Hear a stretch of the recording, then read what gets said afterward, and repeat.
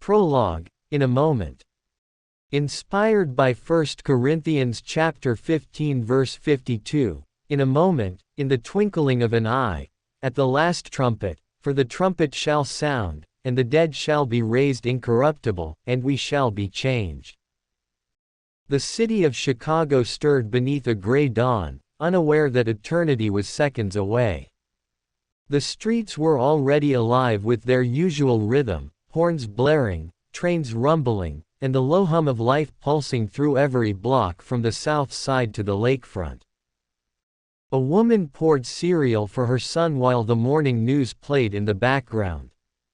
A bus driver hummed a gospel song from childhood without really knowing why. A preacher on the corner of State and Madison lifted his hands to the sky, his voice cutting through the chill. Repent. For the Lord is coming soon. Most people hurried past.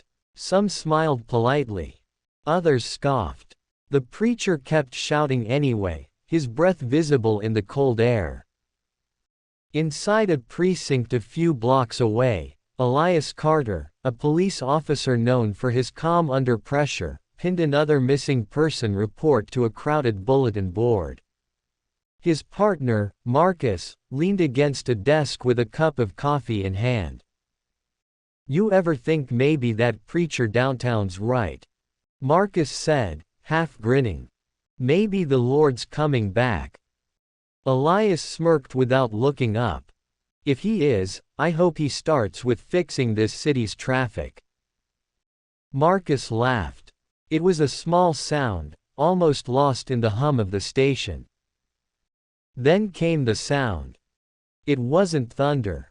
It wasn't an explosion. It was deeper, richer, like the sky itself had opened and drawn breath.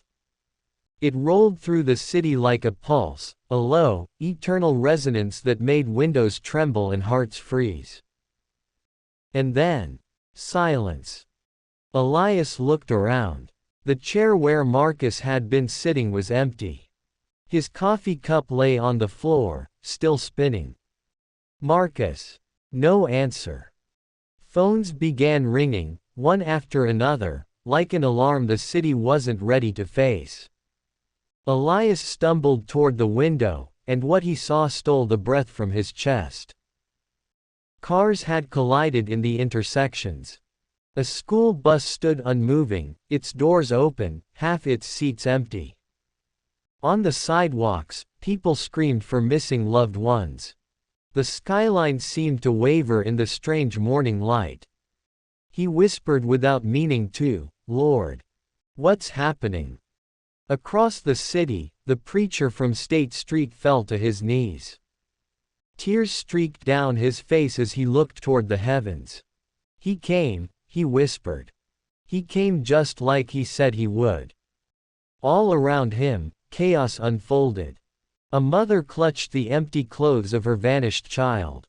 A taxi rolled driverless into a storefront. A man stared at his phone, trembling, as call after call went unanswered. Above the noise, the wind carried the faintest echo, a sound like a distant trumpet fading into eternity. In a quiet alley, a small Bible lay open on the ground, its pages fluttering until they stilled on a single verse, "For the Lord himself shall descend from heaven with a shout." Smoke rose over the lakefront. The air trembled with confusion, grief, and fear. Yet somewhere deep in the city, a light began to stir, not the light of dawn, but of awakening. For the world had changed in a moment, and those who remained would soon learn why.